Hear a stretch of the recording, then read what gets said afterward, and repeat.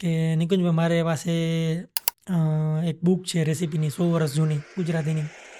તમે ઇન્ટરેસ્ટેડ છો તો 16 લાખની કિંમતની બુક છે એ. પણ પેઠાનું બેસ્ટ. તમારે શરીર રિપેર કરવું હોય ને કાયદેસર, તમે લિટરલી તમારા શરીરને ફીલ કરી શકો કે રિપેર થાય છે. તો તમે એક વિડીયોમાં ફોર એક્ઝામ્પલ 5,000નો ખર્ચો કરો છો, પ્રોડક્શન વેલ્યુ તમારી સારી છે, અને હું ફાલતુ વિડીયો મોબાઈલમાં જેવા તેવા બનાવું છું. તો એઝ એ પ્લેટફોર્મ તમે વિચારો, એઝ એ પ્લેટફોર્મ તરીકે કે 5,000 વાળાને મારે જસ્ટિફાઈ કરવો જોઈએ કે જે કાંઈ નથી કરતો એફર્ટ ઇન્વેસ્ટમેન્ટ એને જસ્ટિફાઈ કરવો જોઈએ. ફ્રેન્કલી તમને ઓપનલી કહી દેવાનું ને કે ભાઈ એ લોકો મોબાઈલના વિડીયોની વાયરલ કરે છે ને ઇન્ટેન્શનલી કરે છે. ચાલો તમારા ઓડિયન્સનું તમે ભલું કરશો ને તમારું ભલું થશે જ. મેં શું કર્યું કે 10 પીસ કન્ટેન્ટ નથી બનાવવા, પણ 2 પીસ એવા જોરદાર બનાવો કે જે કાઇન્ડ ઓફ એક્સક્લુઝિવ હોય અને લાઈફ લોંગ હાલી શકે એવા હોય. યુટ્યુબમાં તમે સર્ચ કરજો, street food and travel TV India નામની ચેનલ છે. એમાં તે સબસ્ક્રાઈબર તમે જોજો, એના વિડીયોઝ જોજો. મેં બંધ કરી દીધી. શું કરવા બંધ કરીને એનું કારણ કે અમારા ખેતરમાં નહીં, ખાલી બાજુના ખેતરમાં છંટકાવ થાય છે, અમારામાં નથી થતો છંટકાવ. તેમ છતાં બી જો એ કડવું થઈ જતું હોય તો એની કેટલી ઇમ્પેક્ટ પડતી છે જમીન ઉપર, એન્વાયરમેન્ટ ઉપર અને બધી વસ્તુઓ ઉપર. અને એ વસ્તુ આપણે ખાઈ છીએ. તમે હિસાબ તો કરો. મેં વિડીયોમાં તમે જોજો, મેં ઘણું બધું બતાડ્યું છે. મેં કોઈ દિવસ મારા વિડીયોમાં, મારી વિડીયો સિઝન ખબર જ હશે, તમે કોઈ દિવસ એવું જોયું કે મેં પેકેટમાંથી પનીર લઈને બતાડ્યું? કોઈ દિવસ નહીં. પ્રિકેપ જોઈને તમને આઈડિયા આવી ગયો કે આજના આપણા ગેસ્ટ કોણ છે. આમની સાથે આપણે પૂર્વમાં એક પોડકાસ્ટ કર્યો તો એ તમે લગભગ જોયો જ હશે, કારણ કે એ અમારી ચેનલનો બહુ સરસ પોડકાસ્ટ હતો. પરંતુ નિકુંજભાઈ વસોઈયાની એઝ અ કન્ટેન્ટ ક્રિએટરની જર્ની કેવી હતી, કેવી રહી, એના વિશે મને ઘણા બધા લોકોએ કોમેન્ટ કરી. એટલે મને એમ થયું કે આમને ફરી એક વખત બોલાવવા જોઈએ. આજકાલ જે કન્ટેન્ટ ક્રિએશનની દુનિયામાં ગુજરાતીઓ જે આગળ વધી રહ્યા છે, એમના માટે પ્રોપર ગાઈડન્સની જરૂર છે. એના વિષય ઉપર પોડકાસ્ટ કર્યો છે. હવે નિકુંજભાઈ આમ તો એમના ખેતરમાં બનાવેલું ભોજન અને પોતાના જ ખેતરમાં ઉગાડેલા શાકભાજીથી બનાવેલા ભોજનના વિડીયો બનાવીને યુટ્યુબ પર મૂકતા હોય છે. પરંતુ એ ભોજનના ફાયદા શું અને કેવા પ્રકારના ફૂડ આજે તમને હેરાન કરે છે, નુકસાન કરે છે, એના ઉપર વાત કરવાના છીએ. અને હવે એવું પણ જાણવા મળ્યું છે કે નિકુંજભાઈ રિલાયન્સ પરિવારના પરમાનન્ટ વેન્ડર બની ચૂક્યા છે. એટલે હંમેશા હવે અંબાણી પરિવારને પોતાના હાથનું બનેલું ભોજન ખવડાવશે. અત્યાર સુધી 4 થી 5 વખત તમને ખવડાવ્યું છે, પરંતુ એમના ભોજનનો એ પરિવાર એટલો દીવાનો થઈ ચૂક્યો છે કે હવે રેગ્યુલર બેસિસ ઉપર એમના હાથનું બનેલું જમવાનું છે. તો એમના પાસેથી ઘણી બધી વાતો આજે આપણે કરવાના છીએ અને પોડકાસ્ટ બહુ મજાનો થવાનો છે. તો એન્ડ સુધી પોડકાસ્ટમાં જોડાયેલો રહો. ચાલો શરૂઆત કરીએ.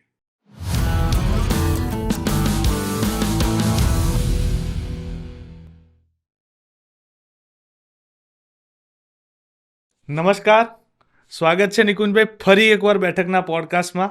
જિંદગી જેમ આગળ ચાલતી જાય એમ નવા અધ્યાય એમાં જોડાતા જાય.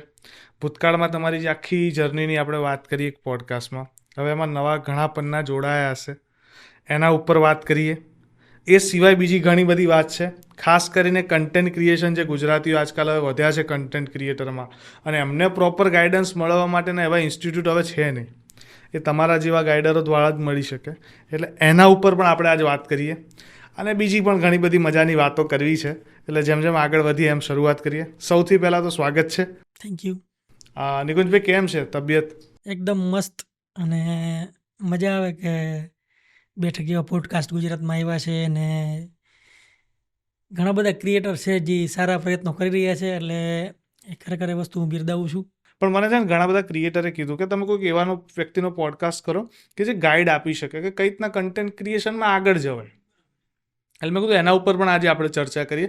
પણ એ પછી પહેલાં છે ને થોડીક લાઈફ જર્નીના જે નવા પન્ના જોડાયા છે એના ઉપર ચર્ચા કરીએ. ખાસ કરીને મારી ચર્ચા આજે એ વિષયની કરવી છે કે એક વખત તમે રિલાયન્સ માટે કુકિંગ કર્યું, 2 વખત કર્યું, 3 વખત કર્યું, અને એવા મને સમાચાર છે કે હવે તો પરમાનન્ટ કુકિંગ ચાલુ થઈ ગયું છે. જણાવતા ખુશી થાય છે કે હું અત્યારે રિલાયન્સનો વેન્ડર બની ગયો છું, અને અંબાણી ફેમિલી માટે એના કોઈ તહેવારોના ફંક્શન હોય કે આનંદભાઈના જે બધા ફંક્શનો ગયા એ હોય, એવા નાના મોટા મળીને અત્યારે હું 14 ફંક્શન ટોટલ કરીને આવ્યો છું. મેરેજ પછી બી 2 ફંક્શન કરીને આવ્યો છું. તો મારા માટે સારી વાત છે કે લોકોને બધું ફૂડ ભાવે છે, અને મારે જે પ્રિય મને કામ કરવું છે એ કામ કરવા જડે છે. આ વસ્તુનો ગૌરવ થવો જોઈએ તમને પણ, અને ગુજરાતી તરીકે આખા ગુજરાતને પણ. એનું રીઝન છે કારણ કે તાજ છે, મોટી મોટી જે હોટલ્સ છે, બ્રાન્ડ્સ છે, એ લોકોનું કુકિંગ જ્યારે આ લોકો ખાતા હોય, એની વચ્ચે એક વાડીના અને એકદમ ઘરારું જમવાનું બનાવનાર વ્યક્તિનું ખાવાનું એ ખાય અને એટલું જ પસંદ પડે ને વારે વારે રિપીટ કરે એટલે ગૌરવની વાત છે ખરેખરમાં. અને ત્યાંથી ઘણું લોકોએ શીખવા જેવું છે કે ભાઈ અમુક જગ્યા કરતાં જે આપણું નેચરલ અને રિયલ ફૂડ છે ને એની ઉપર લોકોએ ધ્યાન આપવા જેવું છે. યસ, એકદમ તમારી સાચી વાત છે. ખાસ કરીને મને એટલા માટે ઇન્ટરેસ્ટ છે આમાં વધારે કે મારે એક પર્પઝ છે લાઈફનો કે આપણું જે કાઠિયાવાડી ફૂડ છે અને ગુજરાતી ફૂડ એને એક સારું હજી ગ્લોબલ સ્ટેજ મળે, જે સાચું ફૂડ છે એને. ખોટું જે કોમર્શિયલ ફૂડ છે ખાલી પૈસા માટે એને નથી કહેતો. આપણું જે ફૂડ છે ને એમાં હેલ્થના એંગલ્સ જોઈએ કે સારી લાઈફ જીવવાના એંગલ્સ જોઈએ, ખુશ રહેવાના એંગલ્સ, એ ઘણી બધી વસ્તુઓ એવી હતી કે જેના કારણે આપણું ફૂડ એક ટાઈમે બહુ મહાન કહેવાતું. તો એ જ વસ્તુને હું પાછું લાઇમલાઇટ ઉપર લેવા માગું છું. અને તમને કહું ભાઈ કે મેં અત્યારે 100 વર્ષ જૂની રેસીપી, 125 વર્ષ, 150 વર્ષ જૂની રેસીપી પર કામ ચાલુ કર્યું છે. વાહ. એનું સાહિત્ય, મટીરિયલ, ઇન્ફોર્મેશન જેટલી મળે એટલું લઈ આવી અને હું પાછું લાઇમલાઇટમાં એને લેવા માગું છું. અને ઘણા એવા ડેડલી કોમ્બિનેશન મને લાગ્યા કે જે આપણે આજે ખબર નથી. હું મૂકીશ થોડા ટાઈમમાં, બધું આવશે બહારે એટલે એ બી લોકોને જાણવા મળશે. તો એના ઉપર બી હું કામ કરી રહ્યો છું કે ભાઈ ભલે અત્યારે મારે થોડો ઘણો ખર્ચો કરવો પડે.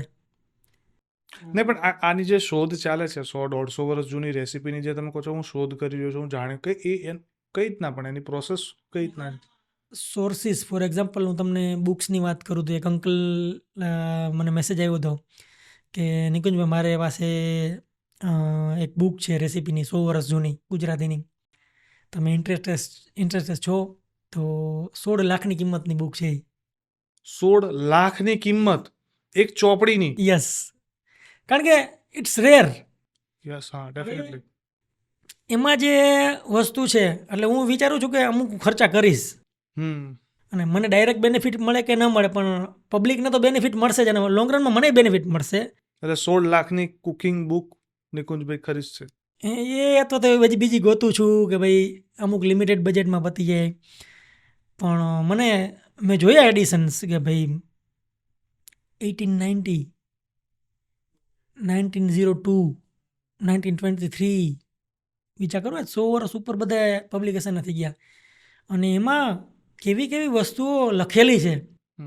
ફોર એક્ઝામ્પલ જેમ કે સમજીએ તો કંઈક ચેન્જ જોવા મળ્યો એ વખતના જમવામાં અને અત્યારના જમવામાં તો શું છે? ભાજી, શાક અને એના કોમ્બિનેશનને બહુ મહત્વ આપવામાં આવતું. લીલી જે ભાજી છે બધી એટલી ભાજી છે. ઇવન અમારા ગામમાં, અમારા સગામાં, અમારા વડવાઓમાં બીજા છે એના નામ ભાઈ હું પૂછતો હોય, લોકોને નામ બી નથી ખબર. ઇવન લુપ્ત થઈ ગઈ છે ભાજીઓ જ આખી લુપ્ત થઈ ગઈ છે. એનું કારણ એ છે કે પેસ્ટિસાઇડ આવી ને. અને એ વસ્તુ શું હતી? નેચરલ હતી. Yes, definitely. હા, એ તો છે. એ જંગલની જેમ ઉગતી, કોઈ વાવવાનું જ આવી પડતી કે કાંઈ એની માવજત ન કરવી પડતી, પછી તમે લઈ અને ખાઈ શકો. તો એમાંથી તમને સારા જે ન્યુટ્રિયન્ટ હતા, જે વેધર રેઝિસ્ટન્સ કહેવાય આપણે બોડીને બનાવે, એ તમને બધે મળી ગયા હતા. હવે એ નથી મળતા કારણ કે હવે આપણે બધું કંટ્રોલ કરવા માંડ્યા છીએ. એટલે નોર્મલી તો મને યાદ છે હું પોતે જ્યારે ખેતરમાં ગયેલો હોઈશ ને ભાજી લેવા જતો તો એ છે ને કપાસ ઉગે કે એરંડા ઉગે તો એની બાજુમાં નીંદણ સ્વરૂપે જ ઉગે ભાજી, એની અલગથી કોઈ ખેતી નથી થતી. હવે ત્યાં શું થઈ ગયું કે લોકો દવા છાંટવા લાગ્યા બચાવવા માટે, એટલે આ ભાજીઓ ઉગતી જ નથી. બરાબર, એક્ઝેક્ટલી એવું જ છે ને. હા, એવું જ છે.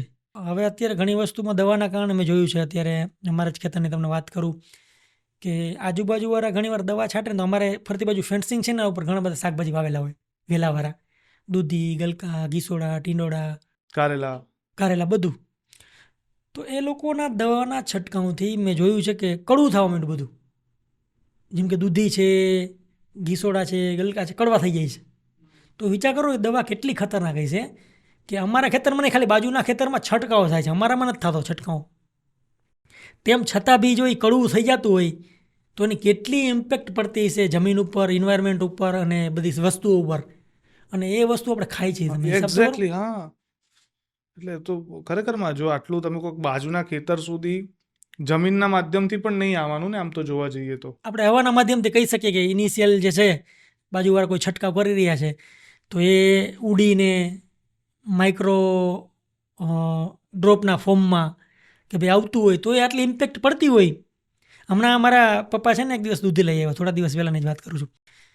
દૂધી અંદરથી આખી ખરાબ નીકળી, બાજુવાળી દવાનો છંટકાવ કર્યો છે એના કારણે. વિચાર કરો, કે તમારા ખેતરમાંથી આવેલી દૂધી આખી ખરાબ નીકળી. તો આવી બધી ઇમ્પેક્ટ બી પડે છે એમ. પણ નહીં, શાકભાજી તો આજકાલ જે મારા ઘરમાં મારી મમ્મી ફરિયાદ કરતી હોય કે હું લોકોના મોઢે અવારનવાર જે સાંભળતો કે ફ્રૂટ છે દવાથી પકવવામાં આવે છે, કાચા ફળો છે તો કોઈક પ્રકારની દવા મૂકી દેવામાં આવે તો બધા ફળ એક રાતમાં પાકી જાય. મેં એવું લીંબુમાં જોયેલું છે, બધા લીંબુ લગભગ લીલા દેખાતા હોય ને કંઈક પડીકીઓ બનાવીને મૂકે રૂમમાં, બીજા દિવસે સવાર જાઓ તો આખા બધા લીંબુ પીળા કલરના થઈ જાય. હવે શું છે, દવા છે કે ઓર્ગેનિક છે, આઈ ડોન્ટ નો. બટ આ રીતના બહુ ઇન્સ્ટન્ટ પકાવવા માટે થઈને કે ફટાફટ ખેત ઉત્પાદન માટે થઈ દવાઓનો ઉપયોગ વધુ ને વધુ થઈ રહ્યા છે. થઈ રહ્યો છે. આમાં અત્યારે તમે વાત ઉકળી છે ને તો આપણે કહી દઉં કે ઘણી બધી વસ્તુ એવી છે કે જે હજી આજના ડેટમાં જે બી જેન્યુઅનલી ઓર્ગેનિક છે કહી શકો તમે. કારણ કે એમાં એની માવજતની જરૂર નથી પડતી, એને દવા કોઈ છાંટવી નથી પડતી, દેખરેખ નથી રાખવી. તો તમારે ખાવામાં કઈ રીતે એને જોર આપવું જોઈએ એનો તમને એક્ઝામ્પલ આપું. જેમ કે સરગવો. સરગવો આજની ડેટમાં થાય છે એ લોકલી સિટીની આજુબાજુના એરિયામાં મળતો હોય ને એ કોમર્શિયલી ઉગતો એ નથી કહેતો કે જે આખું ખેતર જ સરગવાનું છે એ નહીં, એ ઓર્ગેનિક નથી હોતો. એમાં મે બી ના હોય છે, મે બી દવાનો છંટકાવ કરે સારા પાક માટે, અને જેની પર્પસ ન હોય ને કોઈ. ફોર એક્ઝામ્પલ અમારા ખેતરના શેઢે જે ઝાડું લાગ્યું હોય ઉગેલું છે એમાં કંઈ એની પર્પસ નથી, સાઈડમાં છે અને ફ્રીનું છે એ, એટલે અમારે એને કાંઈ કેર નહીં કરી, એમાં જે આવે એનો બેનિફિટ લેશું અમે. તો એ રીતે સરગવો છે, ગલકા, ઘીસોડા, ટીંડોળા, આ ભાજી છે અમુક, તાંજરીઓ છે, લૂણી છે, મેથી છે, એ ભાજી બી ઇવન થાય, એમાં કાંઈ દેખરેખ કરવાની જરૂર નથી હોતી. અને ખાસ કરીને મેં જોયું કે તમે સિટીના આજુબાજુમાં કોઈ એવો એરિયો ગયો તો નાનું ગામ હોય અને ત્યાંના જે લોકલ ખેડૂતનું માર્કેટ હોય ને હોય છે, તો ત્યાં જાય તમે પોસિબલ હોય ને તો પરચેસ કરો. તમે ડિફરન્સ જોજો. હવે એનો તમને ડિફરન્સ તમને કહું કે ફોર એક્ઝામ્પલ તમે સેલર છો તો તમારી પાસે બની શકે ખાલી રીંગણા જ તમે વેચતા આવીશો. જેમ ખબર તમારી વાડીમાં ખાલી રીંગણા જ છે, તો આપણે ડાયરેક્ટ હું તમને કહું કે ભાઈ આમાં તમે દવા છાંટો છો કે નથી છાંટો તો તમે ખોટું બોલો, પણ આપણે ઇનડાયરેક્ટલી થોડુંક સ્માર્ટ રીતે પૂછીએ.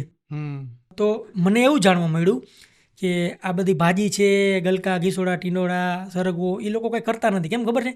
એમ કે ભાઈ અમારે 2 વીઘા જમીન છે, બરાબર છે, હવે જી થાય દવાના ખર્ચા અમને પોસાય, 1000 રૂપિયાનો ડબ્બો લેવો પોસાય દવાનો, એના કરતાં ધી થાય. પણ એ શું કરે છે? ડાયરેક્ટ સેલિંગ કરે છે, એટલે વચમાં માર્જિન બધે કપાઈ જાય છે. એટલે 30 રૂપિયા કિલોના આવે તો ભલે ને 50 કે 100 આવે તો ભલે, બધે ઘરમાં. એટલે ઓવરઓલ ઇન્કમ છે ને 3 ગણી થઈ જાય છે. એટલે એ લોકોને કંઈ કરવાની જરૂર જ નથી રહેતી. તો ઇવન અમે પોતે બી, હું બી અમારે જ્યારે વાડીએ શાકભાજીની અછત હોય ને ઉનાળામાં, ત્યારે આજુબાજુના 2-3 ગ્રામ છે એવા કે જ્યાંથી હું લઈ આવતો હોય, જે ઓર્ગેનિકલી જ આવે છે, નેચરલી આવે છે અને લાવે છે. ઓકે, હા. ઇવન મેં હમણાં અત્યારે તો કંકોડાનું શાક, આપણે ચોમાસું છે લગભગ લોકો બહુ ખાતા હોય, મારું પ્રિય શાક છે. તો હમણાં વચ્ચે હું કંકોડા લેવા ઊભો રહ્યો. હવે એ બેન પ્લાસ્ટિકની થેલી પાથરીને કંકોડા લઈને બેઠા હતા અને ઓછા થઈ ગયા, તો મને કે 5 મિનિટ ઊભા રહેવા છે. મેં કીધું તો પાછળ આખી વાડ હતી આમ લાઇનસર, એટલે પેલી રોડના કોર્નરમાં તાર ફેન્સિંગ કરેલી હોય ને સરકારી એવી, એ ફેન્સિંગ ઉપર વેલ હતી, એમાંથી કંકોડા તોડીને લાઈન વેચ્યા. એટલે બેન વધારે કંઈ કરતા નતા, ત્યાં ઉગ્યા છે, નેચરલી તોડીને લાઈન વેચે છે. આવી ઘણી વસ્તુ છે, બહુ બધી વસ્તુ છે. એ ઓર્ગેનિક મને જોઈને ઓર્ગેનિક લાગ્યું, બહુ સરસ ઓર્ગેનિક વસ્તુ છે એમ મેં કીધું. પણ આ તો એક ખાલી શાકભાજીની આપણે વાત કરી. આવી બીજી બધી ઘણી વસ્તુઓ છે જેની અંદર કેમિકલ્સ, જેમ કે હવે પનીર છે તો એ બી એટલા સેફ નથી રહ્યા. તમે અલગ અલગ જગ્યાએ પનીર ખાઓ તો પનીરના પ્રકાર અલગ હોય છે. ચીઝ કહો, અને જેનું અત્યારે કન્ઝ્યુમ કરનારો વર્ગ એક બહુ મોટી માત્રામાં બહુ વધારે પડતો જ છે. આ બધાને કઈ રીતના રોકાય તમારા અકોર્ડિંગ? મેં વિડીયોમાં તમે જોજો, મેં ઘણું બધું બતાવ્યું છે. મેં કોઈ દિવસ મારી વિડીયો સિઝન ખબર જ હશે, તમે કોઈ દિવસ એવું જોયું કે મેં પેકેટમાંથી પનીર લઈને બતાડ્યું? કોઈ દિવસ નહીં. મેં હંમેશા એને ફ્રેશ દૂધ લઈ આવી અને પનીર બનાવતા શીખડાવ્યું છે. તો મારો ઇન્ટેન્શન જ એ છે કે એ લોકો શીખે. જો તમારે સારું હેલ્ધી રહેવું હોય છે ને ખરેખર સારું જીવવું હોય છે, તમારે બધું કરવું જ પડશે. બીજા લોકો હંમેશા એના પ્રોફિટનું જ જોશે, કારણ કે બહુ મોટો બિઝનેસ તમે લઈને બેઠા હોય તો તમારે સ્વાભાવિક છે તમે એ જ જોવાના છો. હા, ડેફિનેટલી. હવે મારું તમને એક એક્ઝામ્પલ આપું. મારે એક ટાઈમે ગામમાંથી અમારે 20-30 લીટર દૂધ જોતું હોય ને ભાઈ, તો ન મળે. તમે માનશો તાજું દૂધ ન મળે, નથી મળતું ગામમાં? હા. ગામમાં તો કઈ રીતના ગામમાં તો બધા જો પશુપાલન ને નથી હોતી. ઈ જ તો તમને કહું છું. એટલે જ તમારું એ કહેવાનું થાય છે કે તમે સિટીમાં ગમે આ ડેરીમાં જાઓ કે ગમે આ જાઓ, તમે માગો એટલું દૂધ તે બધી વસ્તુ અવેલેબલ હોય તો એની ક્વોલિટી શું હોઈ શકે? હવે જો મને 20-30 લીટરમાં એ લોકો ના પાડી દેતા હોય અને તમે આ દૂધની મીઠાઈઓ માગો 1000 કિલો તમને આપી દઈએ, પનીર માગો તમને 1000 કિલો આપી દઈએ, ચીઝ માગો તમને આપી દઈએ. એટલે આ પ્રશ્ન મને થયેલો છે કે આટલા બધા થવો જ જોઈએ. કારણ કે મને ખબર છે અમારે આઈ થિંક અમારે છેલ્લું પશુ હતું ને એને 7-8 વર્ષ થઈ ગયા. છેલ્લે ગાય હતી અમારે 7 વર્ષ પહેલાં. તે પછી અમે અત્યારે કાંઈ પશુ નથી અમારે. પણ અમે જે બી બધું લઈએ છીએ લોકલી જ લઈએ છીએ કે જેને પશુપાલન છે. અને એ બી ઇવન એ લોકો ફ્રી ગ્રાસલેન્ડમાં લઈ ગયા ચરાવવા. એટલે એ તમે બેસ્ટ ક્વોલિટીનું કહી શકો. અને અહીંયા જે બધી ઘણી જગ્યાએ આવતું હોય ને કેવું હોય તબેલાનું હોય. એટલે એ થોડુંક ટોર્ચરવાળું ને કોમર્શિયલ પ્યોર તમે કહી શકો એમ. એટલે એમાં બી એક કોન્સેપ્ટ છે માણસોનો કે આવું હોય ખાવું છે, આવું ન ખાવું છે એમ. અચ્છા, આ જેમ તમે પશુની વાત કરીને ઓપન ઘાસમાં ચરાવે એની વાત કરી એટલે એક પ્રશ્ન બીજો છે. એવું કહેવાય છે કે શ્રાવણ મહિના અને ભાદરવા મહિનાની અંદર ઘાસ ઉપર જીવાત થાય અને એ ગાય કે ભેંસ એ ઘાસ ખાય તો એના દ્વારા જે દૂધ આવે ને થોડુંક દૂષિત હોય, એટલે દૂધનું સેવન ઓછું કરવું જોઈએ. ઘણા ખરા આપણા જે સાધુ સંતો છે એવું બી કહે છે કે ભાઈ એટલે જ આ મહિનાઓમાં શિવલિંગ ઉપર દૂધ ચઢાવવામાં આવે છે. અને દેટ ઇઝ આ વસ્તુ કેટલી સાચી? કારણ કે એઝ અ ગામડાના નોલેજ પ્રમાણે મને એટલું બહુ ખ્યાલ નથી, એટલે હું પૂછી રહ્યો છું. આજે તમે ધાર્મિક વાત કરી એમાં તો મને કંઈ નોલેજ નથી, પણ એક એ ખબર છે કે ગાય ભેંસ તમે જ્યારે જુઓ ને તો એ જ્યારે ચરતી હોય ને ત્યારે આજુબાજુમાં બધી મુવમેન્ટ કરતી હોય તો અમે બની શકે અમુક અંશે તો બધું જાતું જ હોય બધા. ઇવન આપણે બી ખાતા હોય, ભલે આપણે વેજીટેરિયન હોય, કારણ કે આપણે ક્યાંક ને ક્યાંક કંઈક તો આવી જ જતું હોય. તમે બધું કોઈ દિવસ 100% કરી જ નથી શકવાના. હા, એ તો છે જ. તો મે બી બની શકે કે પાઠ હોય, પણ જરૂરી નથી કે 100% ટ્રુ હોય. ના, પણ એ ખાસ શ્રાવણ ભાદરવો જે ચોમાસાના મહિના હોય છે, ઘાસ ઉપર જીવાત જોવા મળે હોય છે. 100%ની વાત છે. ઓકે. અને એ નેચરલ હોય એ અલગ વસ્તુ. દવા છાંટીને જો કદાચ કરવામાં આવે તો વધારે નુકસાન કરી શકે. દવા પણ એમાં છાંટવામાં જ ન આવી હોય, કારણ કે એ જગ્યા જ એવી હોય કે જેના કોઈના ઇન્ટરેસ્ટની જગ્યા ન હોય. અચ્છા, ફ્રી લેન્ડ એમણે પડી ફ્રી લેન્ડ. ઓકે. તો એમાં કોમર્શિયલ એક્ટિવિટી કાંઈ ન થતી હોય. એટલે એક્ઝામ્પલ તરીકે તમને કહું, દવાના પૈસા તમે શું કરો બગાડશો? હા, બરોબર છે. તમારે જોઈ જગ્યાનો મેન. એટલે ન્યા આ લોકો છે ને ગાયું ભેંસું ચરાવવા લઈ જાય છે. એટલે એ ઘાસ જે ખાય ઓમ સારું કહેવાય એમ. આ એકંદરે સારું છે. આ તો ચલો દૂધની ને પનીરની મેં વાત કરી લીધી.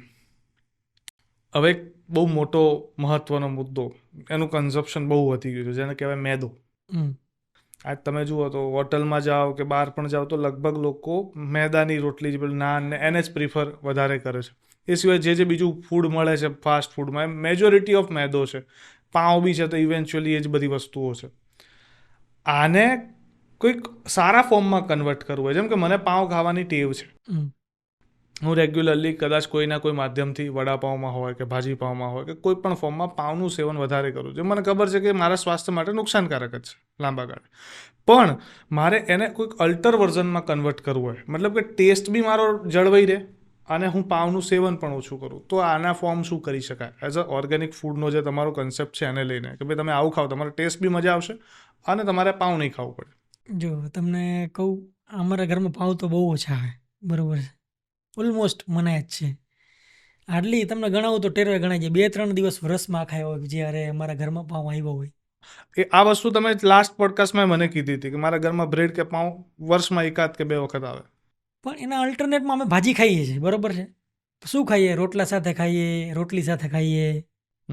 બેટર તોય મેંદા કરતાં તો બેટર જ ને. બેટર. અને બીજા નંબરમાં કે ફ્રેશ છે, તમારે હાઇજેનિકલી બનેલું, તમારા સામે વસ્તુ બનેલી છે. અને ઘરના બનાવ્યું એટલે કંઈ એમાં તો બીજું તો આવવાનું નથી કંઈ. બેટર તમે રોટલો ખાઓ. રોટલા છે ને, તકલીફ એ છે ને કે આજની જે મહિલાઓ છે એમાં ઘણા ખરાને એ સ્કિલ બેઝ ઉપર નથી બેઠું. કારણ કે એવું જોવા મળે છે કે જે મારા મિત્રો છે જે હમણાં પરણ્યા છે બધા, એમના પત્નીઓને રોટલો બનાવતા નથી આવડતો.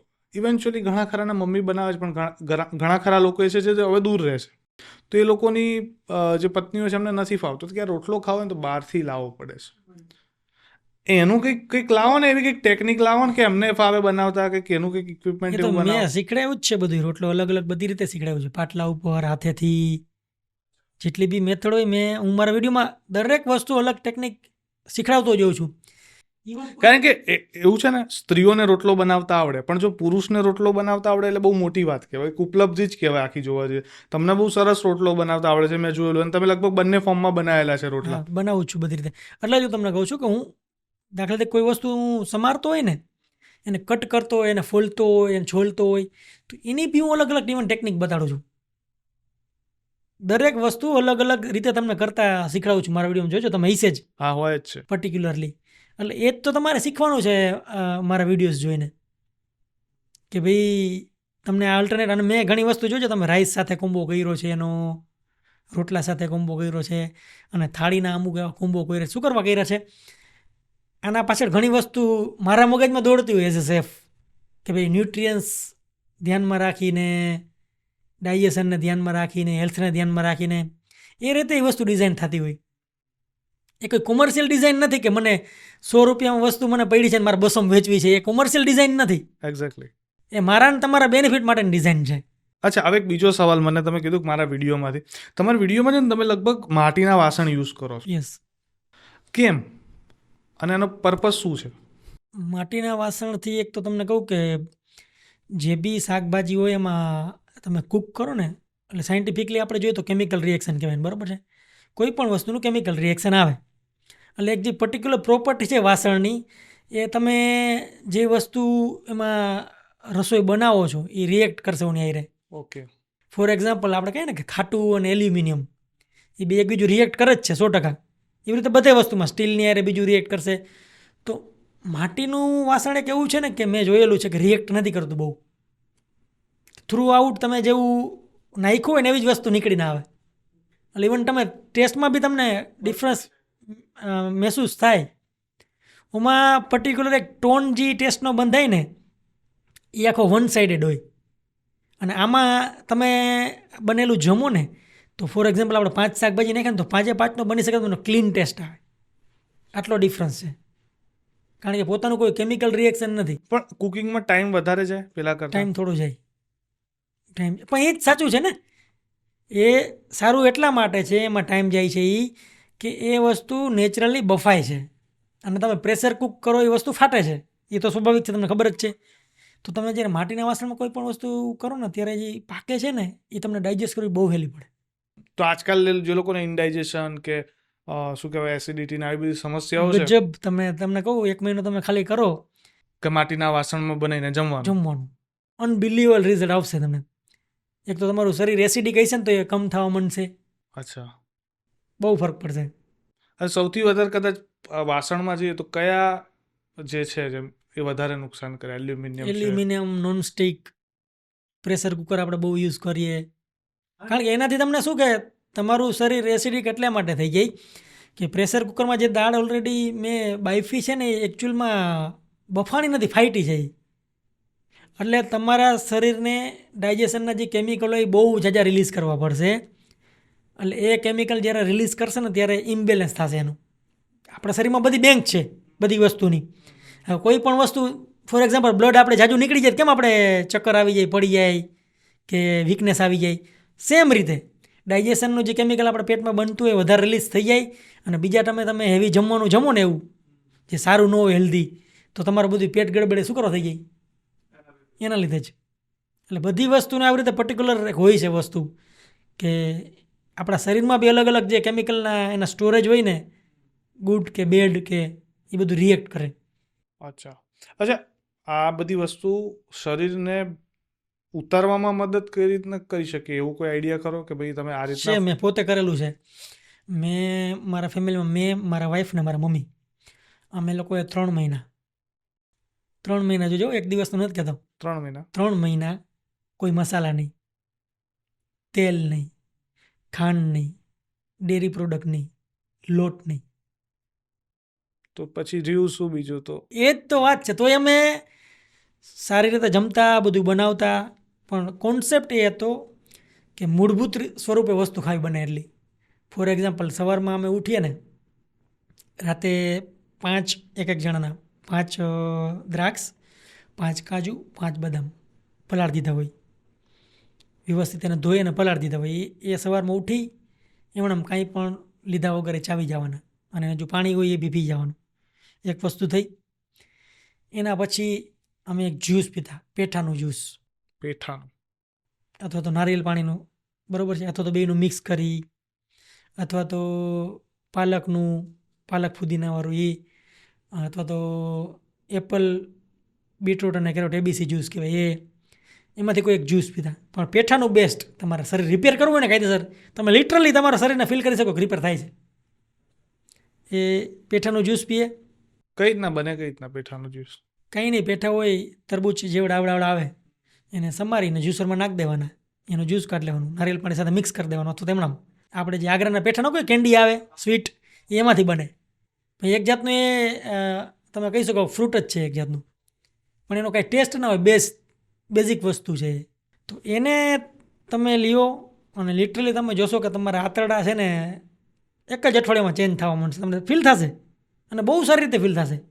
કેમ ખબર છે? એનો તમને ઇમ્પેક્ટ પડશે નીંદરમાં ને એમાં બધે દેખાડશે તમને. પછી એ કરતાં પછી સવારે 10 વાગે એમ થાય કે ભૂખ લાગે છે તો એકાદું ફ્રૂટ કે કાંઈ તમે લઈ શકો ખાવું હોય તો. 12 વાગે દરરોજ સલાડ ખાવાનું. સલાડમાં ફ્રેશ ઇન્ગ્રેડિયન્ટ્સ જે હોય લોકલી એ લેવાના, જેમ કે મકાઈ છે, બાફેલા માંડવીના દાણા છે, પછી અલગ અલગ બેલ પેપર્સ આવે એ છે, પછી જે સલાડના લીવ્સ આવે એ તમે બધા વાપરી શકો છો એવી રીતે. અને એમાં મસાલામાં તો ખાલી બ્લેક પેપર, લીંબુ અને મીઠું, એના સિવાય કાંઈ નહીં વાપરવાનું. પાવડર મસાલા એક કે રેડીમેડ નહીં વાપરવાના, કોઈ પણ જગ્યાએ હું તમને કહું છું. અને પછી ડેઈલી સાંજે અમે માટીના વાસણમાં બનાવેલી ખીચડી ખાતા, રેગ્યુલર, જેમાં તેલ ના હોય, ઘી ના હોય. અને ડેઈલી એક ભાજી સાથે અલ્ટર કરવાની. આપણું વેજીટેરિયનમાં તમને કહું ને તો આપણા માટે મગ બહુ મેન છે. હું તો માનું મગ ખરેખર અત્યંત મેન છે. એક તો પચવામાં સહેલા, ન્યુટ્રિશન વધારે, વિટામિન્સ વધારે, બધું બહુ વધારે સારી રીતે એમ. તો મગ તમે જેટલું વધારે ખાઈ શકો ને, હું ડેઈલી ખીચડી ખાઉં સાંજે ફિક્સ, ખાવાની જેમ 365 દિવસ ઘરે હોય ને એટલે. એની સાથે અલગ અલગ ભાજીના કોમ્બિનેશનમાં માટીના વાસણમાં બાફવા મૂક દે એમ બધું સાથે, બધું નાખીને. કાંઈ નહીં નાખીએ એમાં, ખાલી મીઠું જ, તેલ નહીં, ઘી નહીં, કાંઈ નહીં, મસાલા નહીં. લાગે કેવું? સારું લાગે. માટીના વાસણમાં બને એટલે સારું લાગે, નકર ન લાગે સારું. ઓકે. એટલે મેં તમને કીધું મૂળભૂત તમને ટેસ્ટ આવશે એ વસ્તુનો. દાખલા તરીકે એક દિવસ પાલકની બનાવી, કાલે તાંજળિયાની બનાવી, પરમદી લૂણીની બનાવી, ચોથીથી બીજી બનાવી, એક દી મિક્સ વેજીટેબલ બનાવી. એમાં બી પાણીની જરૂર ન પડી. મસાલા બી તમે નાખવા છે, નાખો, લીલા મરચું વાટીને નાખો, આદુ નાખો, લસણ નાખો, નાખવું જોઈએ તમારે. અને બની શકે કે તમે જો સારી રીતે ફોલો કરવા માગતા હોય તો હું તમને કહું છું એ તમે લસણ ન લ્યો એટલા દિવસ કરો ને, એટલે તમારે રિયલ ટ્રાન્સફોર્મેશન જોતું હોય ને તો 3 મહિના કરી જુઓ, તમે આખી જિંદગી યાદ કરશો કે ભાઈ આ ફોર્મ્યુલા છે. કોઈ ડૉક્ટરે નથી કહેતા, કોઈ ડાયટિશિયન નથી કહેતા, કોઈ બીજું નથી કહેતું, અને વર્ક કરે છે. મેં પોતે કરેલો. મારો 7 કિલો વજન ઘટ્યો હતો 3 મહિનામાં, કંઈ પણ કર્યા વગર. અને મેમરી પાવર, સારી નીંદર, શરીર એકદમ હળવું લાગે, આખો દિવસ ક્યારેય સુસ્તી કે એવું કંઈ ન લાગે, કંટાળો ક્યારેય ન ચડે, બોરિંગ આપણે કહીએ ને કે બોરિંગ લાગે છે આ તે, એ બધા શબ્દ તમારા ડિક્શનરીમાં નીકળી જાય. એનર્જી નથી, બધું નીકળી જાય. 24 કલાક તમે એનર્જેટિક રહ્યો. અને ખાસ જે સ્લીપિંગ પેટર્નમાં જે ભાઈ ઇમ્પ્રુવમેન્ટ આવે ને, unbelievable. Sleep like a baby. અને મેં એવું જોયેલું છે કે હું 10 વાગે સૂતો હોય ને, એક જ સ્ટ્રેટ નીંદરમાં સીધી 6 વાગે નીંદર ઉડે, ઇન વન ગો. કોઈ જ પ્રકારનું એવું નહીં કહેવાય. માર્ક કરજો સિટીમાં.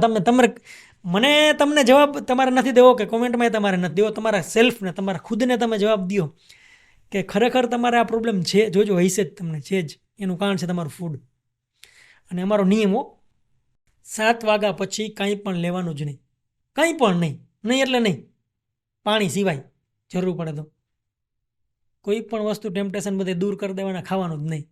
તમને 1 અઠવાડિયું તકલીફ પડશે, પણ એનું મેં તમને કહું રિઝલ્ટ જોજો. 10 દિવસ પછી છે ને તમારા બોડીમાં ચેન્જીસ તમને દેખાય. ફોર એક્ઝામ્પલ, મારો હાથ છે, અહીંયા મને દુખતો હતો, તો અહીંયા છે ને દુખાવો મને પાછો પેન ઉપડશે. કેમ ખબર છે? અહીંયા જે ટોક્સિસિટી છે ને, જે બધી સ્ટોર થઈ હતી ત્યાંથી રિલીઝ થાય છે. એટલે બધી તમને ફીલ કરાવશે. તમને ગોઠણ દુખે છે ને, તો એ ગોઠણમાંથી તમને દુખાવો ઉપડશે પાછો, અને આપણને એમ પછી ફ્રી થઈ જશે, પછી ફ્રી થશે. મહિને દિવસે 1.5 મહિને લિટરલી તમે ફીલ કરશો કે બધું પેન છે એ જતો રહ્યો. પછી પેટમાં તમને એમ લાગતું ને કે મને બહુ આ પ્રોબ્લેમ થતો હતો, જેમ કે ખાઈને મને ઓટકાર આવતા હતા, બધું વહી જશે. અને આપણને મને એવું આવું થયેલું જ, તમે જે કીધું ને કે ગોઠણ દુખે, મને એમ કે અશક્તિના લીધે દુખે છે, કદાચ ખાતો નથી ને હું, એટલે હું આવું વિચારતો. ના ના ના ના ના, એ રિલીઝ થાય ત્યાંથી. કોઈ પણ વસ્તુ, ફોર એક્ઝામ્પલ તમે અહીંયા સપોર્ટ રાખ્યો છે, બરોબર છે, હાથ મારા આંગળાનો સપોર્ટ છે, હું અહીંથી હાથ લઈ લઈશ એટલે એક ફેરે આ આંગળા છે એને તો એવું ફીલ થશે ને કે આપણે કંઈક વયું ગયું આપણામાંથી, સપોર્ટ હતો બસ એ જ. એટલે એનામાં જે કચરો ભરાયેલો છે ને, જ્યાં જોઈન્ટ્સ આ તે બધી વસ્તુમાં, એની હાથ રિલીઝ થશે. એટલે એને સડનલી થોડોક બોડીને આમ શોક લાગશે કે ભાઈ અહીંયા કાંઈક થાય છે. એટલે બ્રેનને આપણે સિગ્નલ ક્યાં મળે? દુખાવાના મળે.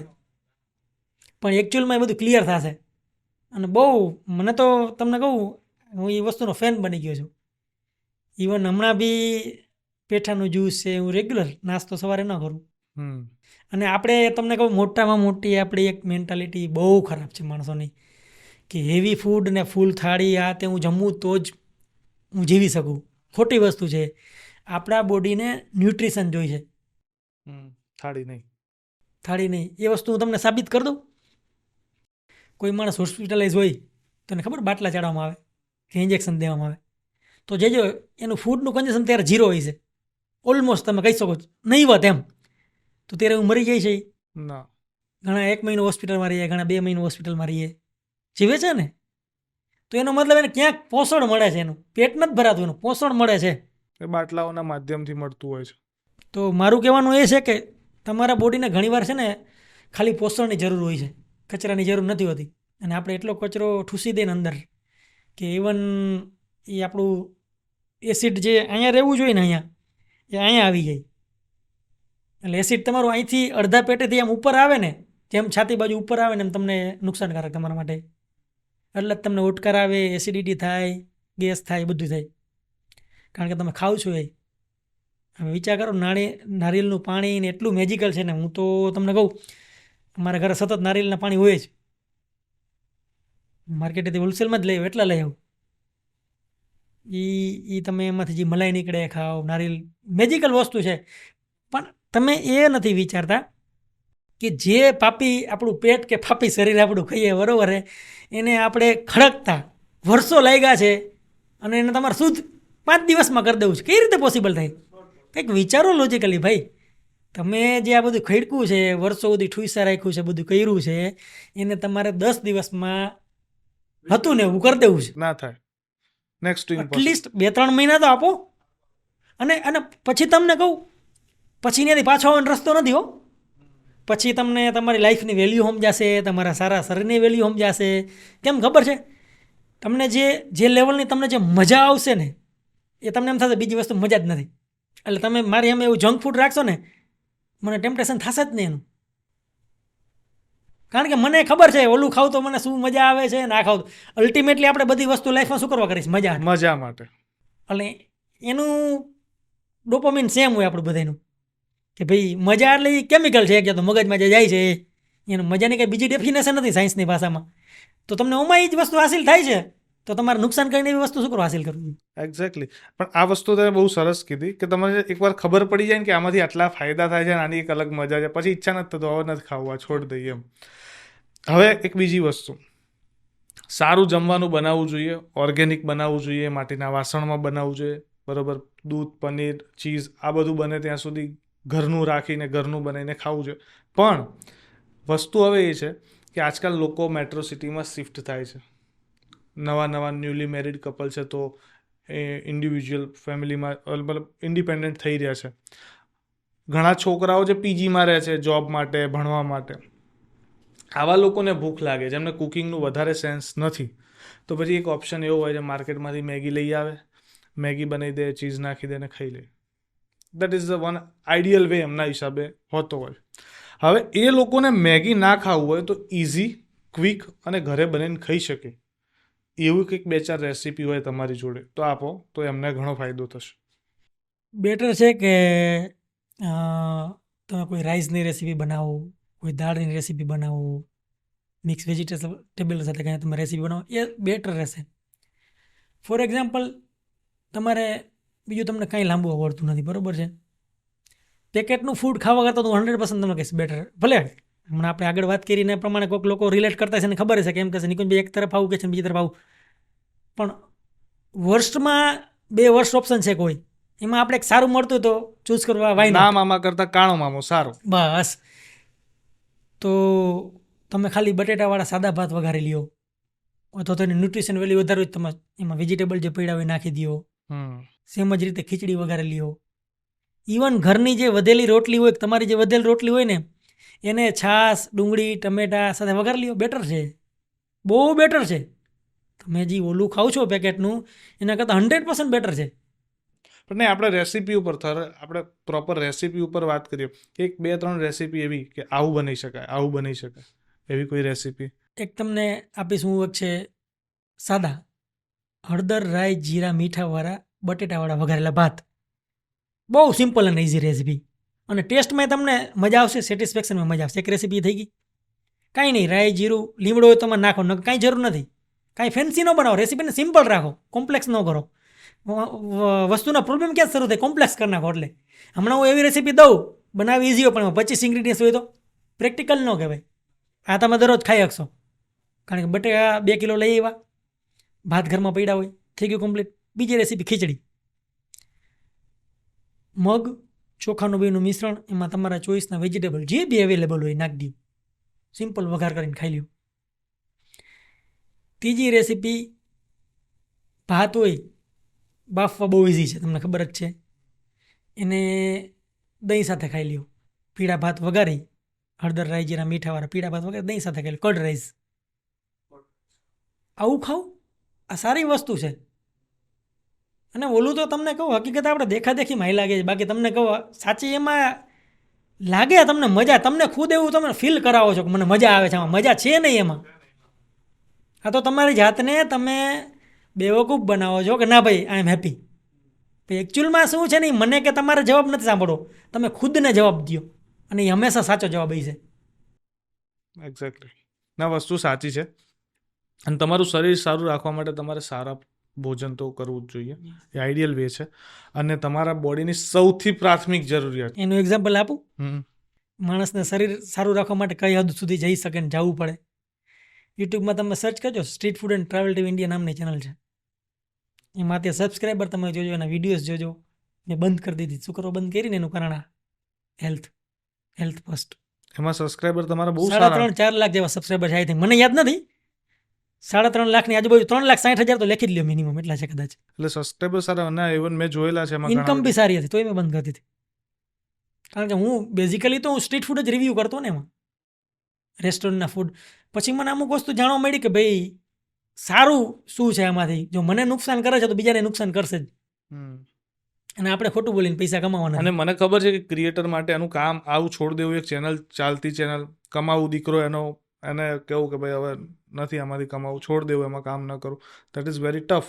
હાલો ને તમને કહી જ દઉં ઓપનલી, $2,000 મિનિમમ ઇન્કમ હતી એમાંથી મહિનાની ઓલમોસ્ટ 1,60,000.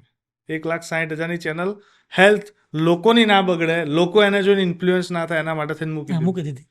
વાહ, આ બહુ ખરેખરમાં બહુ મોટું પગલું કહેવાય મારા હિસાબે. સેકન્ડ, હવે ક્રિએશનની વાત આવી છે ને, તો એની ઉપર મારે જવું છે. મેં કીધું હતું કન્ટેન્ટ ક્રિએશનની આપણે વાત કરશું, પણ આપણે બીજા ટ્રેક ઉપર જતા રહ્યા. બટ એનીવેઝ, હવે આ વાત નીકળી છે તો આપણે આવીએ. આજે પણ કન્ટેન્ટ ક્રિએશનની ફિલ્ડમાં આવવું હોય ને તો ઘણા બધા ચેલેન્જીસ આવે છે, બહુ પ્રાઇમરી લેવલ ઉપર. ઘણા લોકોને યુટ્યુબ નથી સમજાતું, ઘણા લોકોને ઇન્સ્ટાગ્રામ નથી સમજાતું, ઘણા લોકોને ફેસબુક નથી સમજાતું. ફેસબુક તો ઇવન આજની તારીખમાં મને નથી સમજાતું. પહેલાં તો આ ત્રણેયનું કઈ રીતનું છે સ્ટ્રક્ચર, કઈ રીતના કામ કરવું જોઈએ. કોઈ પણ ક્રિએટરે, આપણે જનરલ જ વાત કરીએ તો કોઈ પણ ક્રિએટરે કઈ રીતના કામ કરવું જોઈએ, કઈ રીતના વિચારવું જોઈએ, અને કઈ રીતના કન્ટેન્ટ નાખવું જોઈએ, એના વિશે થોડું ઘણું ગાઈડન્સ આપો. તમે કીધું કે ગુજરાતમાં ઘણા બધા કન્ટેન્ટ ક્રિએટર આવી રહ્યા છે, તો ઘણી વાત આજે હું કરવા માંગીશ કે જે બહુ ઓછા લોકોને ખબર હોય છે ટેકનિકલી, અથવા તો કે સારી રીતે પ્રેઝન્ટ નથી કરતું. અને એક તો પહેલાં છે ને, એક મગજમાંથી ક્વિક સક્સેસનો કોન્સેપ્ટ છે ને કાઢી નાખો, એ જ તમને ડૂબાડશે. એક ફેર તમે ધારી લીધું ને મારે આ કરવું છે તો થશે, અને એને કોઈ વસ્તુ અરે ટ્રાય ન કરો પહેલાં તો. જેમ કે ફોર એક્ઝામ્પલ, નવા ક્રિએટર આવે ને તો એને શું હોય ગોલ કે મારે એક વર્ષમાં એમાં 5-10 લાખ રૂપિયા કમાવા છે પહેલાં જ વર્ષે, અથવા તો મારે 3-4 મહિનામાં આઈફોન લેવો છે. એ વસ્તુ તમે છે ને રિઝલ્ટ ત્યારે ટ્રાય કરી છે. તમે જ્યારે ટ્રાય કરશો ને ત્યારે તમને ડિફિકલ્ટીઝ, ફ્રીડમથી તમે કામ નહીં કરી શકો. તો હું તમને એક વસ્તુ કહીશ કે તમે એક કોન્સેપ્ટ એવો લઈ આવો કે જે લોકોને જરૂર હોય. પહેલાં તો તમારામાં ટેકનિકલ નોલેજ છે નથી, એ બધી બીજા નંબરની વાત છે. ઘણી ચેનલો આવી કે જોજો એ ભાઈ કે બેન કે ગમે એવી ક્રિએટર, એના પોતાના વિડીયોમાં કંઈ એટલો દમ નહોતો ટેકનિકલી, પણ એ કોન્સેપ્ટ એવો લઈ આવ્યા કે વસ્તુ એવી શોધી આવ્યા કે જે માર્કેટમાં ડિમાન્ડ છે, કે જે લોકોને જોવી છે. એક એ વસ્તુ થઈ ગઈ. અને બીજા નંબરમાં તમને કહું કે એક એવી વસ્તુ તમે લઈ આવો કે જેનો તમને ખુદ શોખ છે ફૂલ, કે તમને પૈસા મળે કે નહીં મળે, તમે એ કામ કરશો, કામ કરવું ગમશે. હા, જો હું ઓન કેમેરા હોય, ઓફ કેમેરા હોય, પૈસા મળતા હોય, ના મળતા હોય, એટલી જ શિદ્દતથી રસોઈ કરું કે જેટલી હું એમણામ કરતો હોય, પૈસા માટે કરતો હોય, પૈસા વગર કરતો હોય, એમાં કંઈ ફરક નથી પડતો. એ પ્રેમ છે તમારો. પ્રેમ છે. તો એ ક્યાંક ને ક્યાંક છે ને તમારા વર્કમાં રિફ્લેક્ટ થશે, લોકોને દેખાશે. આ વસ્તુ છે, આ રીતે થઈ શકે. હવે આપણે ટેકનિકલી થોડુંક જઈએ ડીપ. તો પહેલી જ વસ્તુ હું તમને કહીશ કે જે માણસ હજારો રૂપિયાનો ખર્ચો કરીને કન્ટેન્ટ બનાવે છે, અને એક વર્ગ એવો છે કે જે ફ્રીમાં કન્ટેન્ટ બનાવે છે, તો એઝ એ પ્લેટફોર્મ યુટ્યુબ હોય, ફેસબુક હોય કે ઇન્સ્ટાગ્રામ, મારે જસ્ટિફાઈ કરવું હોય, કન્ટેન્ટ બેયના સારા જ છે. તો તમે એક વિડીયોમાં ફોર એક્ઝામ્પલ 5,000નો ખર્ચો કરો છો, પ્રોડક્શન વેલ્યુ તમારી સારી છે, અને હું ફાલતુ વિડીયો મોબાઈલમાં જેવા તેવા બનાવું છું. તો એઝ એ પ્લેટફોર્મ તમે વિચારો, એઝ એ પ્લેટફોર્મ તરીકે કે 5,000 વાળાને મારે જસ્ટિફાઈ કરવો જોઈએ કે જે કાંઈ નથી કરતો, એફર્ટ ઇન્વેસ્ટમેન્ટ એને જસ્ટિફાઈ કરવો જોઈએ? ઓબ્વિયસલી 5,000 વાળાને. કારણ કે એનાથી શું થશે, પ્લેટફોર્મની વેલ્યુ વધશે, ઓડિયન્સ છે ને સારી ક્વોલિટી વાઇઝ કન્ટેન્ટ જોવા મળશે. તો મોબાઈલમાં બી થઈ શકે. તો પ્લેટફોર્મ તરીકે હું તમને કહું ને તો એ લોકોને હંમેશા બેટર ક્વોલિટી કન્ટેન્ટ જોશે, બરાબર છે. તો એ લોકો બી ઈચ્છે છે કે જે બી માણસ આવે લોંગ ટર્મનું વિચારીને આવે અને આના પાછળ ઇન્વેસ્ટ કરે, ખર્ચો કરે. એમણે નથી હાલતું. એ લોકો, હું તમને કહું ફ્રેન્કલી, તમને ઓપનલી કહી દેવાનું ને કે ભાઈ એ લોકો મોબાઈલના વિડીયોની વાયરલ કરે છે ને ઇન્ટેન્શનલી કરે. ચાલો, કારણ કે તમને ઇન્સ્પિરેશન મળે. ઇન્સ્પિરેશન બી જોશે ને દુનિયાને, કે ભાઈ કોઈ વ્યક્તિ ખાલી મોબાઈલ લઈને એવો કન્ટેન્ટ ક્રિએટર બન્યો એના વિડીયો વાયરલ જાય છે, તો એક તમારા માટે ઇન્સ્પિરેશન થઈ. એટલે એને એન્ટ્રી પોઈન્ટ કહેવાય. એન્ટ્રી પોઈન્ટ હોઈ શકે તમારો, નો ડાઉટ, પણ ડે ટુ ડે ઇમ્પ્રુવમેન્ટ બહુ જરૂરી છે. અને હંમેશા એક મકસદ રાખો કે ટેકનિકલ બધું ભૂલી જાઓ. તમારા ઓડિયન્સનું તમે ભલું કરશો ને તમારું ભલું થશે જ. તો એવી વસ્તુ કરો કે તમારા ઓડિયન્સનું ભલું થાય અને તમારું ભલું થશે. એટલે એવું કન્ટેન્ટ લઈને આવો જે તમારી ઓડિયન્સ માટે કંઈક વેલ્યુ જનરેટ કરે. બહુ મેટર કરશે. કારણ કે ટાઈમ વેસ્ટ કરવા માટે તે લોકો પાસે નથી એવું. હા, લોકોને શીખવું છે. લોકો ઇન્ટરનેટ ઉપર બી એટલે અને જે તમને સાચું રેવન્યુ કે ઇન્કમ કે તમારી સાચી વેલ્યુ તો જ બનશે. મારી વેલ્યુ આજે શું કરો બની, તો મેં ભાઈ એવી રેસીપી આપી કે બીજા કોઈ નથી આપતા. એના માટે મેં એફર્ટ્સ કરી, ખેતરમાં ડેવલપમેન્ટ કરવાનું, શાકભાજી ઉગાડવાનું થી લઈને વિડીયો પ્રોડક્શન, એની ક્વોલિટી. અને ઇવન તમે જે ગયા વિડીયોમાં, જે ગયો લાસ્ટ પોડકાસ્ટ આપણે કર્યો, પોડકાસ્ટ બહુ અદ્ભુત હતો. એમાં તમે આની વાત કરી હતી કે એક વિડીયો પાછળની પ્રોસેસ શું છે તમારી, જે મેં સાંભળીને મને હજી ઘણી વાર કોઈ વિડીયો મને કોઈ જોઈને કીધું કે આટલી મહેનત કરીને, વાહ યાર આટલી મહેનત કરે છે. એટલે એ જ કહું છું, એ જ તો તમારે જોવાનું છે. કે તમને કહું, હું જે દિવસથી આ ફિલ્ડમાં આવ્યો ને, નંબર ઓફ આવર્સ મારા આમ જો તો વધતા ગયા, નંબર ઓફ કન્ટેન્ટ ઘટતા ગયા. મેં શું કર્યું કે 10 પીસ કન્ટેન્ટ નથી બનાવવા, પણ 2 પીસ એવા જોરદાર બનાવો કે જે કાઇન્ડ ઓફ એક્સક્લુઝિવ હોય અને લાઈફ લોંગ હાલી શકે એવા હોય. એવી જ રીતે ઇન્સ્ટાગ્રામમાં તમે વેલ્યુ એડિશન વાળો કરો, ભલે શોર્ટ હોય તો હાલે. એવું તમે પ્લેટફોર્મ બનાવો કે જેના માણસોને કંઈક ફાયદો થાય. અચ્છા, આ તો એક તમે એસ્પેક્ટ કીધો ને, આ તો વેલ્યુ જનરેશન ને, પણ અમુક ટેકનિકલ એસ્પેક્ટ ઉપર ડિટેલિંગમાં જતા ક્યાં લોકો ભૂલ કરે છે?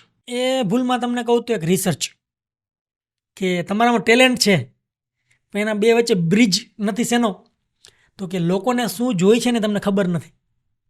ફોર એક્ઝામ્પલ, કે વડાપાઉંની રેસીપી હું મૂકું તો વડાપાઉં લોકો સર્ચ કેવી રીતે કરશે, સમજ્યા તમે?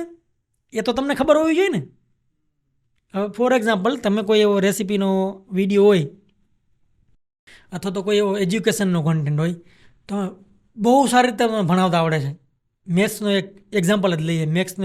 મેથ્સનો એક લેક્ચર છે, તમે સારામાં સારા પ્રોફેસર છો, પણ ટેકનિકલ વર્ડ્સમાં તમે એને કન્વર્ટ નથી કરી શકતા કે જેથી ટેકનોલોજી સમજે કે આ પીસ છે કન્ટેન્ટનો અને આ ઓડિયન્સ તમારે દેખાડવો જોઈએ.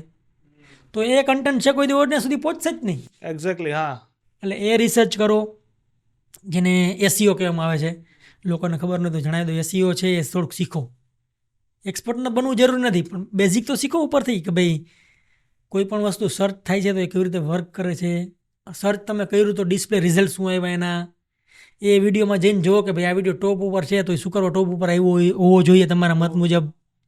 તો એ થોડુંક રિસર્ચ કરો, રાતોરાત કાંઈ નથી થઈ જવાનું. બીજા નંબરમાં કન્સિસ્ટન્સી. Yes, definitely. શરૂઆતમાં જરૂરી છે, નામ બની જાય પછી અલગ વાત છે કે ભાઈ હું તમે મને કન્સિસ્ટન્સી વાત કરું છું ને તમે કહેશો કે નિકુંજભાઈ તમે 6 મહિનાથી ચેનલમાં તમારામાં જ વિડીયો નથી મૂક્યો. એ આખી અલગ વસ્તુ થઈ ગઈ હવે. બટ તમારું છે ને કન્ટેન્ટ બી છે ને એક ટાઈમ ઝોન વાળું છે. હા છે, બરોબર. હું એવું ફીલ કરું છું કે આ ટાઈમમાં આ રેસીપી દેખાય ને તો જ મજા આવે. એટલે એના કરતાં કે ભાઈ અમુક જે આપણે ગોલ હોય આપણે સિદ્ધ કરવા માગતા હોય લાઈફમાં એમ, તો એના પાછળ વર્ક કરતો હતો. અત્યારે એટલા માટે 6 મહિના હું બિઝી હતો કે ભાઈ નથી મૂક્યા કન્ટેન્ટ. હજી આવશે મારા, હમણાં સિઝન ચાલુ જ થવાની છે ટૂંક સમયમાં, તો પાછા નવા કન્ટેન્ટ આવશે. પણ ક્વોલિટીમાં એના પાછળનો જે ઇન્ટેન્ટ છે એમાં ક્યાંય કોમ્પ્રોમાઇઝ ન થવું જોઈએ કે આપણે મૂકવા ખાતર મૂકવા છે એટલે નહીં મૂકી દેવાના. લોકો મારી રાહ જોવે જ છે ને I am very thankful for them કે લોકો મહિનાઓ સુધી મારી વાટ જોવે, જાતા નથી મને કે છોડીને. કારણ કે એને ખબર છે એના માટે હું જે મારા કન્ટેન્ટની જે વેલ્યુ લઈ આવીશ ને, હું જે શાક શીખડાવીશ કે હું જે સંભારા, હું જે પરોઠા, કંઈક બીજી નવી રેસીપી નાસ્તાની જે શીખડાવીશ એનામાંથી એના પરિવારને, એના બાળકોને, એના વડીલોને ક્યાંક ને ક્યાંક ફાયદો થશે, એને ખબર છે. તો ઘણા બધા રેસ્ટોરન્ટમાં આવે જો, કેટરવાળા જો, એ બધા મારી રેસીપી ફોલો કરે, એને બી બેનિફિટ તો થાય જ છે ને at the end of the day. તો એવી રીતે વસ્તુ તમારે કરવી જોઈએ એમ. શરૂઆતમાં જરૂરી છે. હું તમને કહું, મને એક્ઝેક્ટલી યાદ છે 3 વર્ષ ફ્રાઈડે સાંજે 6 વાગે મારો વિડીયો જાય ને જાય જ.